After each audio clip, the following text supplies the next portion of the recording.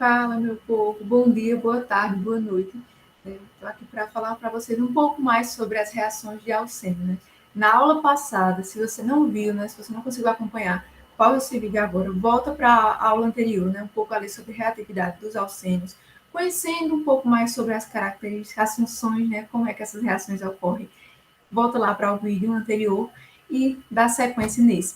Então, não diferente da aula passada, nessa a gente vai estudar um pouco mais sobre as reações de adição, né, de alcenos e vamos falar um pouco mais sobre a adição de ácido sulfúrico, de água, de halogênio e de algumas formas de reações a gente vai ver um pouco a seguir.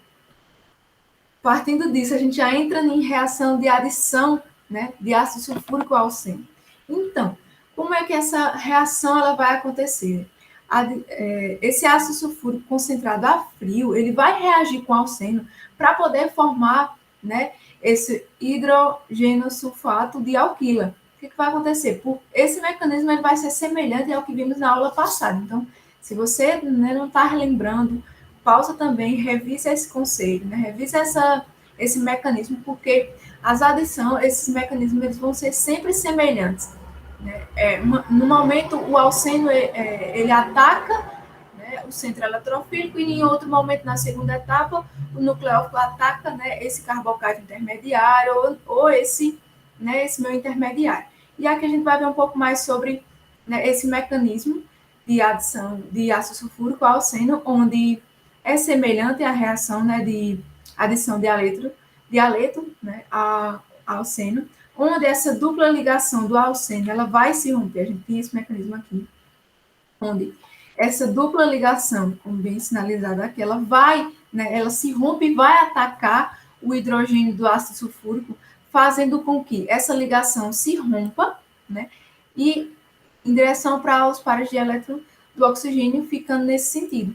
E agora, né, após isso, a gente tem a formação do carbocátio, né, a formação do carbocátio terciário bem aqui, onde é aquilo que eu falei. No primeiro momento, a gente tem esse ataque do alceno ao próton do hidrogênio, né, rompendo essa ligação entre hidrogênio e oxigênio do ácido sulfúrico, fazendo com que esse carbocátio terciário ele vai receber, né, esse ataque do íon hidrogênio sulfonato, como mostra essa série em vermelho, fazendo então, né, essa hidrogênio sulfato de alquila, onde esse intermediário ele vai ser uma sequência. Na medida que eu tenho a formação do meu carbocátio, eu vou ter, né, esse ataque formando, então, o meu produto da reação. E é importante destacar que essa adição de ácido sulfúrico, ela também é regioseletiva e vai seguir a regra de Markov-Nikov.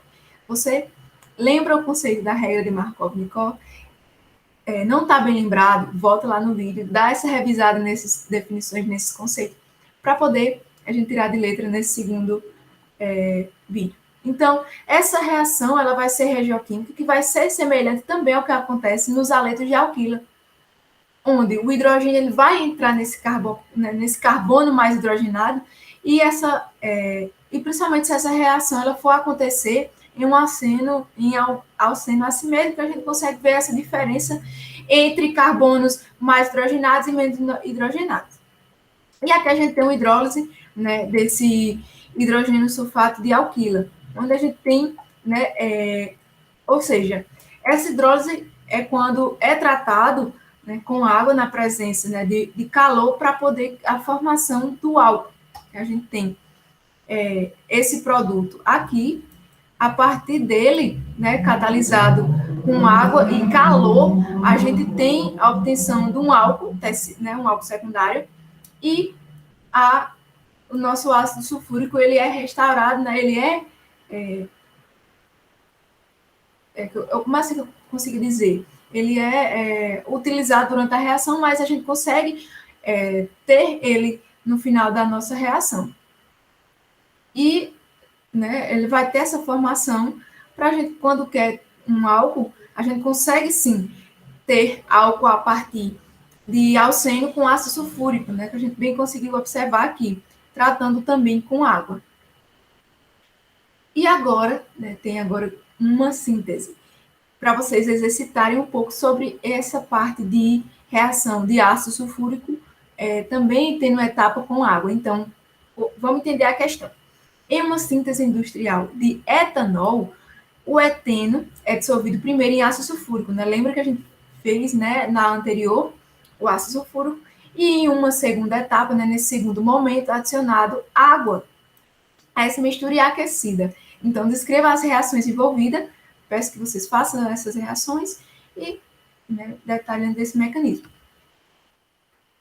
Agora, né, feita essa reação, vamos partir para outro tipo de reação, a reação de adição de água a alcênios. Esses alcênios, eles podem ser convertidos, né, a álcools através de adição de água a essa dupla ligação. E diferente do que acontece no ácido sulfúrico, essa reação ela vai ter que ser, né, em meio ácido diluído. A outra a gente tem ácido concentrado, ou ácido 95%. Então, a gente tem aqui, e essa reação, né, de hidratação, ela tem a seguinte forma, né, esse mecanismo genérico a gente pode ser observado aqui, onde o alceno com água, na presença, né, de meio ácido, né, nesse íon hidrônio, que pode ser, né, obtida como produto final um álcool. E, ou seja, esse H ele vai também seguir a regra, né? Ela vai ter uma região seletiva e vai seguir a regra de Markov-Nikol. Entrando esse hidrogênio, ele vai estar, né, no carbono mais hidrogenado. Observe que né, a gente tem que as hidratações de alcênios são catalisadas por ácido, eles não produzem álcool primário, justamente por seguir essa regra, exceto quando há hidratação de eteno. Né? Esse eteno ele é um alcênio mais simples, uma vez que hidratado ele vai levar, né, a um álcool primário, mas como elas são regioquímicas, elas vão seguir as regras de Markov-Nikol e o hidrogênio ele vai entrar no carbono mais hidrogenado e vai formar normalmente um álcool secundário ou terciário, como nessa reação acima.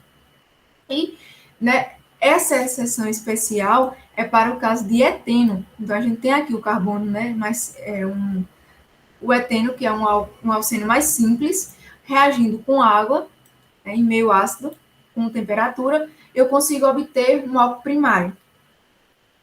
E vamos ver agora um pouco mais sobre esse mecanismo, né, de adição de água a alcênios, onde a gente tem esse mecanismo de hidratação do 2-metil-propeno em meio ácido. Na primeira etapa, a gente tem que o alcênio ele vai doar um par de elétrons, né, para o próton para poder formar o carbocátion. Como a gente tem aqui nessa reação. Ou seja, essa primeira etapa ela vai ser lenta.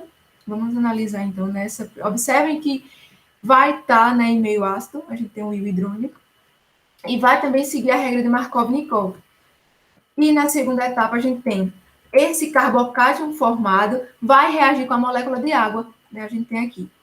O alcênio atacou esse próton de hidrogênio, rompeu essa ligação, ou seja, tem a liberação da molécula de água. Nesse segundo momento, a gente vai ter essa reação, né, esse carbocátion vai reagir com essa molécula de água, ou seja, eu tenho os pares de elétron livre do oxigênio, vai ser o meu nucleófilo e vai atacar esse carbocátion. Como ele é terciário, ele vai ser bem mais estável e essa etapa ela vai ser mais rápida. Partindo daí, a gente tem, né, um álcool protonado. E agora, o que vai acontecer? Para poder eu ter essa molécula de água que ela vai estar presente, né, a gente tem, né, em meio essa água, ela vai de novo, esses pares de elétron livre do oxigênio, ele vai abstrair esse próton, que vai romper essa ligação, levando, né, a formação do álcool terciário, ou seja, essa transferência de próton da molécula de água, levando ao produto, né, que seria o nosso álcool, e o nosso catalisador é restaurado no final. Nessas reações de adição de alcênio, a gente tem uma complicação associada a essa hidratação. Por quê? Vai haver a ocorrência de rearranjo do carbocátion formado, porque a gente relembra um pouco da estabilidade dos carbocátions. Se eu tenho a possibilidade de rearranjar entre um carbono primário para um secundário, vai acontecer. E se eu tenho a possibilidade de rearranjar de um carbono secundário para terciário, vai acontecer porque carbocátion terciário e secundárias vão ser mais estáveis do que primário, e isso vai, né, fazer com que essa reação seja uma reação mais competitiva e para poder acontecer esse rearranjo. Então, a gente tem que, no exemplo, a formação de 2-metil, 2,3 de metil, 2-butano, né, como o produto principal do 3,3 de metil 1-buteno. Então, a gente tem a formação, né, de um rearranjo nessa reação. Né? Observe que nessa primeira etapa do mecanismo vai acontecer a transferência do próton, né? E a formação do carbocátion. Observem também que essa formação seria um carbocátion secundário, justamente onde vai acontecer a migração. E esse rearranjo, o que, é que vai acontecer? Uma migração 1,2 da metila. Por isso que ela está aqui, né? Além de a gente ter migração de hidreto, como a gente viu na aula passada, tem também a possibilidade de rearranjar com a metila. Então, é 1,2, ou seja, ele está na posição 1 e vai para a posição 2. E aí vai ter, né, como produto majoritário, esse álcool secundário ou terciário. Nesse caso, a gente tinha a possibilidade de um álcool secundário, mas como tinha a possibilidade de rearranjar, então acontece o carbocátion, ele vai mudar, vai ter essa migração e vai ter um álcool terciário. Observe que sempre que na estrutura houver alcênio com possibilidade de ter rearranjo, ele vai fazer isso porque devido à estabilidade do carbocátion. E aí a gente consegue observar que o produto majoritário como o 2,3 de metilbutano e não ele aqui como secundário, e sim aqui como na posição terciária.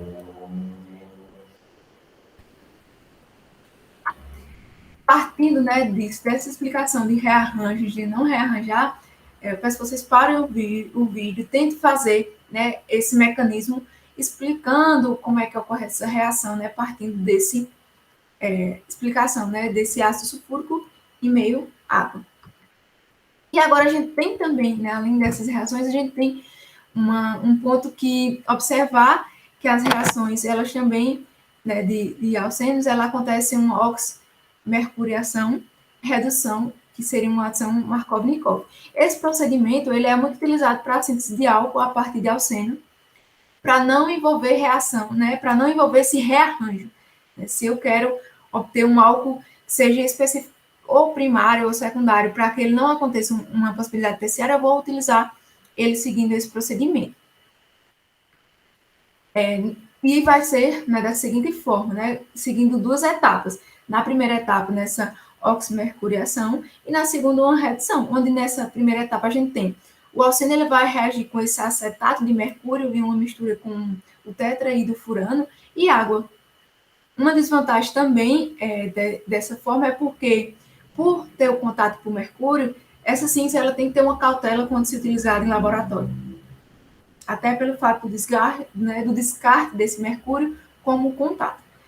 Então, vamos lá. A gente tem aqui uma reação, né, que vai seguir a Markov-Nikov, mas como não tem essa formação de carbocátion, ele não vai ter rearranjo. Então, a gente tem nessa primeira etapa o acetato de mercúrio, aqui destacado, e a mistura de tetraidrofurano e água. E na segunda etapa, a redução do borohidreto de sódio, aqui embaixo. E aí a gente tem o alcênio assimétrico, obtendo um álcool. E ela é muito importante porque ela tem um alto rendimento, ela vai fornecer um alto rendimento, ela vai ter uma regioquímica, né, forte e vai seguir essa regra de Markov-Nikov. E, né, falando um pouco sobre essa regioseletividade, né, essa regioseletividade da reação oximercuriação-redução, a gente tem então o quê? Que nessa oximercuriação de mercuração, a gente tem então o quê? Que vai ter uma orientação final, onde os elementos de água, né, esse próton de hidrogênio e nessa hidroxila, ela vai estar seguindo essa regra de Markov-Nikov, e esse hidrogênio vai se ligar ao átomo de carbono da dupla com maior número de hidrogênio, ou seja, mais hidrogenado. Observem que nessa reação genérica também a gente tem, né, nessa primeira etapa, né, a parte da introdução do mercúrio, né, dessa oximercuriação, e o tetraído furano, né, com a mistura com água, e depois tem, né, essa redução com uma base forte. E um exemplo específico dessa reação, observe que é o do 1-penteno, justamente com esse, né, o acetato de mercúrio, com o tetraído furano, a gente consegue obter, né,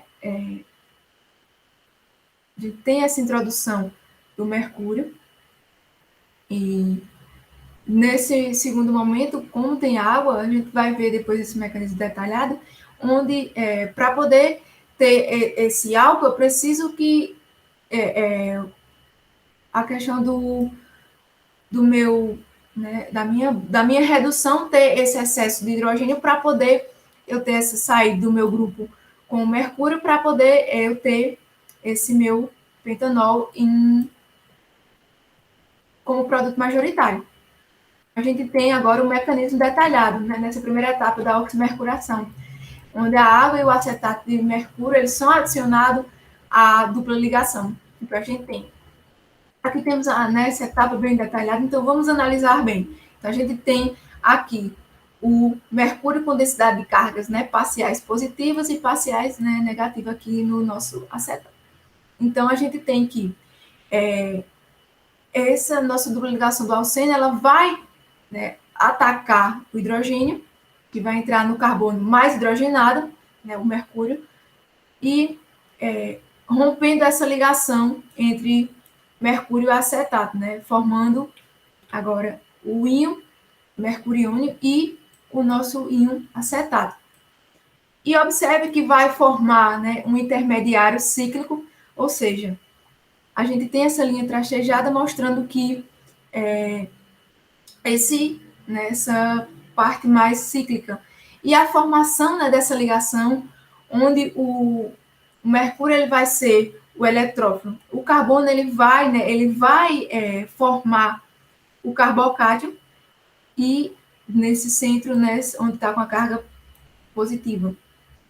A partir daí a gente tem, né, esse ataque do nosso nucleófilo da água, fazendo então o que vai acontecer? Vai ter, então, a formação de um intermediário agora, hidroalquil mercúrio, que vai estar protonado. E o que vai acontecer? A gente tem agora a água novamente abstraindo esse próton, fazendo com que o rompimento e forme agora o nosso álcool. E agora a gente tem esse hidroalquil mercúrio. Observe que a gente tem, no primeiro momento, o rompimento da ligação π, né, do alceno, partindo para atacar o mercúrio com essa carga parcial positiva, onde rompe uma dessas ligações e formando agora o nosso íon mercurônio, né, que é esse intermediário cíclico. A partir daí a gente, né, não tem essa formação do carbocátio, mas tem aqui uma carga parcial positiva, onde o nosso nucleófilo, a água, ela vai atacar esse centro, fazendo com que essa ligação trastejada ela se rompa, né, ele vai se romper e vai ter, né, o álcool protonado aqui embaixo. E após isso a gente tem novamente o ataque da água para poder abstrair essa parte do álcool protonado, formando o nosso, né, hidroalquil mercúrio. Nessa segunda etapa que a gente já tem nessa formação do hidroalquil mercúrio, o que vai acontecer? A gente vai ter a redução, né, o borohidreto de sódio ele vai reduzir esse acetato de mercúrio, fazendo com que aqui ele vá substituído por hidrogênio. E aí a gente tem, né, essa redução aqui acontecendo, onde a gente consegue obter nosso álcool, restaurando o mercúrio e o íon acetato. Nessa segunda etapa, né, vai acontecer e vai substituir esse hidrogênio. E esse mecanismo ele não tem assim uma etapa bem detalhada, bem definida. Ele apenas acontece dessa forma como está, né, especificando nessa parte dessa reação, onde a gente tem, né, que vai acontecer a saída desse grupo e entrar, né, o hidrogênio aqui que a gente precisa para poder estabelecer esse carbono. E agora a gente tem também a adição, né, de borano, que é a hidroboração, oxidação, e também ela vai acontecer, né, para adição, né, para hidratação de álcool, temos essa reação e ela vai ser chamada de adição, onde vai acontecer também duas etapas. Na primeira etapa, a gente tem a hidroboração, que vai ser o borano em tetraído furano, e depois a gente tem uma oxidação, né, que vai ser na presença de peróxido e uma base forte. Então, a gente tem essa hidratação anti-Markov-Nikov de uma dupla ligação e vai ser obtida através do boro-hidreto, ou uma solução, né, de borano em tetraído furano. E essa adição de água é indireta nesse processo e tem duas reações que estão envolvidas. Ela vai ser uma reação regioquímica, anti-Markov-Nikov, de adição e é ilustrada pela essa reação de hidroboração do propênio. A gente tem 3 moléculas de propênio, onde tem o borano em tetraído furano, fazendo a hidroboração. Após isso, a gente tem 3 moléculas, né, de propênio ligado a esse boro. Fazendo assim, está de forma aqui, um trio alquil borano. Após isso, a gente tem uma oxidação, né, na presença de peróxido com base forte, onde a gente consegue obter as 3 moléculas de um propanol, né, que é o nosso álcool, a partir desse propênio usando a hidroboração oxidativa. E aí a gente, né, ela vai ter uma regioquímica também seletiva. Né? Ela vai ter essa... E por isso que ela, né, relembrando aqui, por ela ser anti-Markov-Nikov, ela vai gerar sempre um álcool primário. E outro detalhe é justamente essa estereoquímica sim, que seria essa estereoquímica sim, que quando tem um composto ciclo, ele vai sofrer essa oxidação, essa hidroboração, oxidação, e então o hidrogênio ele vai, o hidrogênio como o oxigênio, eles vão ser adicionados do mesmo lado, e esse mecanismo ele é bem detalhado, mais complicado, não trouxe para vocês, mas se vocês tiverem curiosidade, vocês podem encontrar ele no livro dos sólogos, no volume 1, de forma bem detalhada. Onde ele vai acontecer da seguinte forma, né? A gente tem o alceno aqui. Observe que o OH, nosso hidroxílio e nosso próton de hidrogênio, eles estão, né, nesse mesmo lado, eles vão entrar no mesmo lado, por isso que ele tem essa estereoquímica sim. E né, na primeira etapa a gente tem esse borano em presença do tetraído furano e na segunda etapa essa oxidação. E, né, agora a gente tem um pouco sobre o resumo desses métodos de hidratação de alceno que a gente viu até agora. Resumindo bem, a gente tem os 3 métodos que foram estudados para a síntese, né, de álcools através de reação de adição de alcenos e tem diferenças características, né, específicas. A gente tem regioquímicas, estereoquímicas diferentes, que vai ter, né, porque ele tem estereoquímica sim, e algumas não vai ter rearranjo, então a gente tem, na primeira, uma hidratação de alceno catalisada por ácido, que vai ocorrer, né, essa regioquímica Markov-Nikov, mas também vai levar a misturas de isômeros, né, desses isômeros constitucionais, que se o carbocato e o intermediário, eles vão sofrer sim um rearranjo. E a gente tem também uma segunda, que é essa oximercuriação redução, onde vai ocorrer também, seguindo a regioquímica de Markov-Nikov, e vai ocorrer, né, vai resultar na hidratação de alcenos, sem complicações provenientes de rearranjo. Isso é importante. E para essa adição Markov-Nikov, a escolha preferida frequentemente é a da hidratação catalisada por ácido, né, que é mais vantajosa. E essa estereoquímica final da hidratação catalisada por ácido, né, ela não vai ser controlada. E ambas a metodologia elas vão resultar em um produto da adição cis e trans, ou seja, eu vou ter ali uma mistura rancêmica. E por fim, a hidroboração, oxidação, que vai ser uma redução anti-Markov-Nikov e sim, né, desse alceno, ou seja, eles vão estar do mesmo lado, como mostrado anteriormente. Partindo desse resumo, esse exercício aqui é para vocês, né, vai envolver uma reação, né, de hidratação, e eu peço que vocês façam, né, descrevam essa etapa de um mecanismo mostrando como o 2,3 de metilbutano é formado na hidratação do 3,3 de metilbuteno, catalisado por ácido. Então, na próxima aula a gente discute um pouco sobre eles. Agora a gente tem, né, a adição de halogênio a alceno, né, desse HX, ou, né, sendo ele bromo, cloro, e vamos lá. Nessa halogenação, ela vai envolver, né, o bromo ou cloro, essa adição ao seno.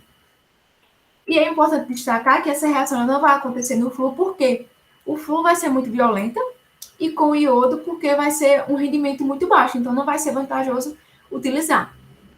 E outro, que esse aceno ele vai reagir rapidamente com o bromo e com o cloro, né? Por isso que eles são mais utilizados com esses dois, e em solvente não nucleófilo para poder formar dialetos vicinais. O que seria esse dialeto vicinal, né? Vamos ver. Seria o quê? A gente tem, né, esse primeiro exemplo, né, com o cloro e com o bromo. E esse dialeto vicinal é o quê? É quando eu tenho um halogênio e os dois átomos, né, foram ligados a carbonos vizinhos. A gente tem aqui carbonos vizinhos, mas de lados opostos. E essa adição, né, de bromo ou de cloro vai acontecer de lados opostos, por isso que vai gerar um produto trans e vai ocorrer sempre em carbonos vizinhos. Observe que aqui a gente tem o eteno aqui, e a gente vai ter 1,2 de cloroetano. Então, a gente tem a adição de um cloro nesse carbono e nesse outro, né, fazendo ele em lados opostos. Observe bem que a gente consegue observar a geometria quando se trata em, né, estruturas cíclicas. A gente tem aqui um alceno, na presença de bromo molecular, então a gente vai ter uma mistura rancêmica, né, por isso que ele está aqui no lado trans. E o mecanismo dessa reação? A gente tem essa reação geral, né, com o bromo molecular, dando um dibromo vicinal, né, esse produto final. A gente tem um mecanismo, então, na primeira etapa, a formação do íon, né, bromônio, cíclico, produzindo na adição anti. E sabemos que esse átomo, né, a gente vai mostrar aqui, ó. Vamos lá. Esse bromo molecular, ele vai ser né, um conjunto apolar, ou seja, ele vai ter uma ligação covalente. No entanto, quando acontece essa situação, ela tem que ser polarizada temporariamente para poder acontecer essa aproximação do nucleófilo, vai induzir esse momento dipolo. O que vai acontecer? A gente tem elas assim, né, sem esse momento dipolo. O que vai acontecer? A partir do momento que um bromo é mais próximo desse centro, né, do nosso alceno, ele vai ter essa polarização para poder acontecer esse ataque, né, e acontecer essa introdução, formando nosso íon bromônio, né, um intermediário cíclico. Mas observe que, como não tem essa polarização, quando acontece a reação, vai ocorrer por quê? Vai estar mais próximo do alceno e vai ter cargas parciais positivas. Então, vai levar à formação desse intermediário cíclico e não, por via de regra, um carbocato.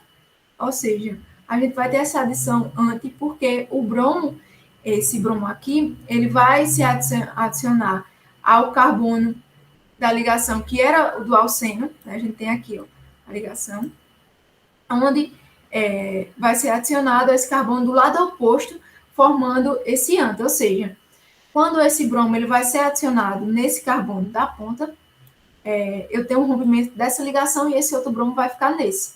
Se eu tenho a introdução desse carbono aqui, eu tenho um rompimento dessa ligação aqui e o nosso bromo ele vai ficar aqui. Observem aqui, em lados opostos, né? O dibrometo vicinal e esse produto anti, em lados opostos. E agora a gente tem, né, uma adição de halogênio a alcenos na presença de água, né? Então, a gente tem uma adição de halogênio na presença de água, gerando um produto majoritário, uma aloidrina, que seria essa aloidrina, né? A gente vai ver um pouco mais à frente. Vai ser o quê? Um composto que eu tenho átomo de halogênio e um átomo de hidroxila, mais esse haleto de hidrogênio no meu racional, ou seja, eu tenho aqui um alceno, tenho um halogênio e tenho água. Então, eu botei como produto essa aloidrina, onde eu tenho, né, o nosso a hidroxila e o halogênio, que aí pode ser bromo, cloro. E aí a gente tem a reação aqui, né, mostrando uma reação de eteno com bromo na presença de água, formando a bromoína. bromoinitrina. Então, como seria esse mecanismo dessa formação, dessa aloidrina, né, que a gente viu a reação geral? Então, a gente tem esse bromo, né, polarizado, lembrando, né, que ele vai ter também essa polarização, e aí a gente tem, né, dois nucleófilos. Vai acontecer o quê? A gente tem, né, o primeiro ataque da dupla ligação aqui do alceno ao bromo, o rompimento, né, formando esse bromo, nosso íon.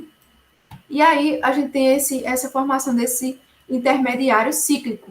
Observem que aqui seria o exemplo se fosse um alceno assimétrico, né? Aqui ele seria bem divididozinho.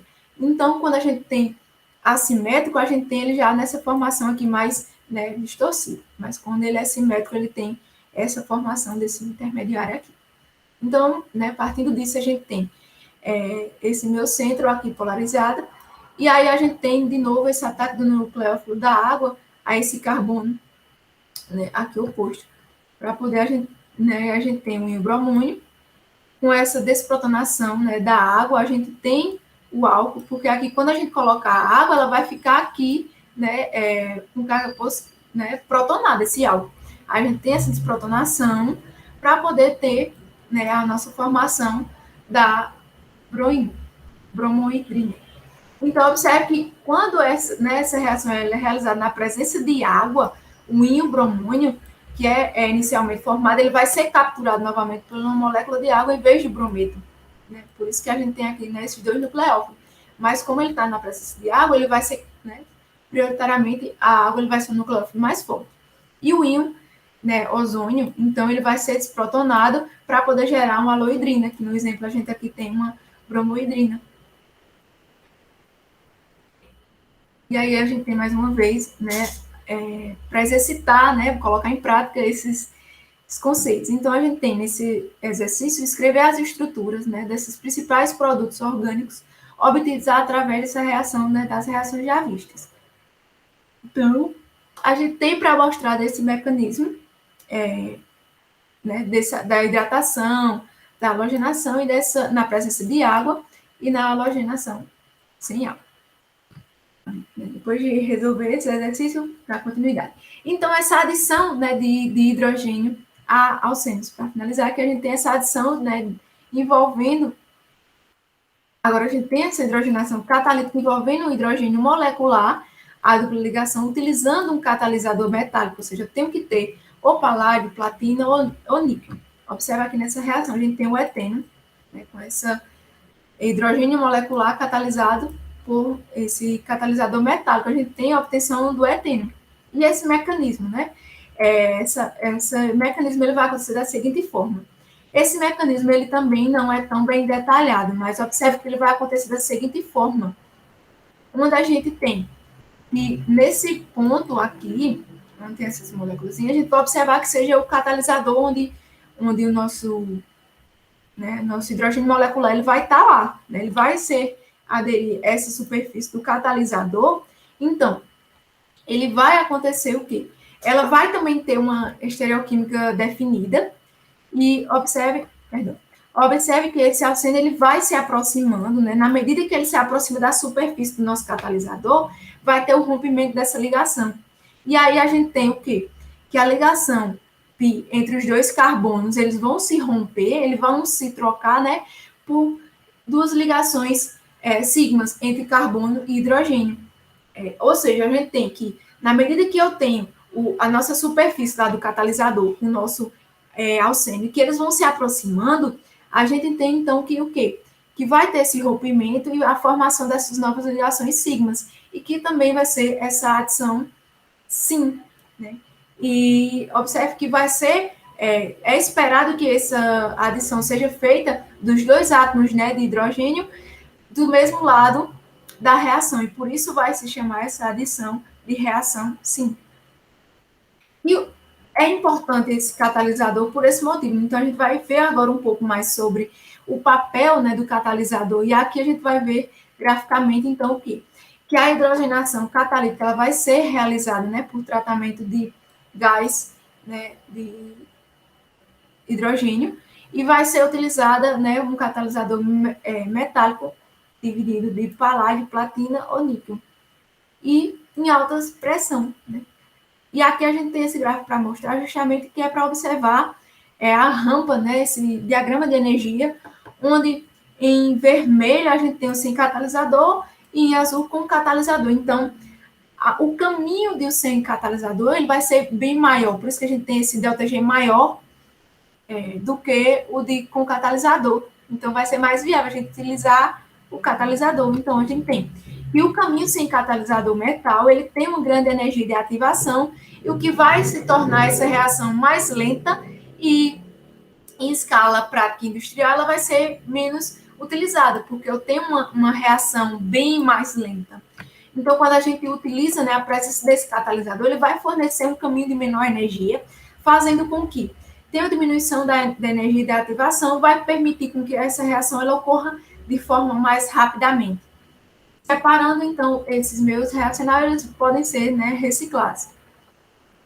E aí a gente tem, né, essa aplicação, essa hidrogenação em uma aplicação industrial, que seria em alimentos, que vai ser o quê? Convertendo esse óleo vegetal líquido em gordura semissólida, que seria na fabricação né, da margarina, para uso culinário. Então, a gente tem a gordura insaturada, né, com presença dessa dupla ligação, na presença, né, como a gente viu nas reações de hidrogenação com um catalisador metálico. Então, a gente tem aqui a presença do níquel. E após essa reação, a gente tem a gordura saturada, né, sem essas insaturações. Então, observe que vai se converter, né, nessa fabricação, então vai sofrer essa transformação em gordura saturada e vai ter essa configuração que era, né, convertida muitas vezes de cis para trans, né, que acaba sendo uma gordura mais maléfica. E a gente tem essa curiosidade porque em alguns produtos a gente tem um óleo vegetal que é parcialmente hidrogenado.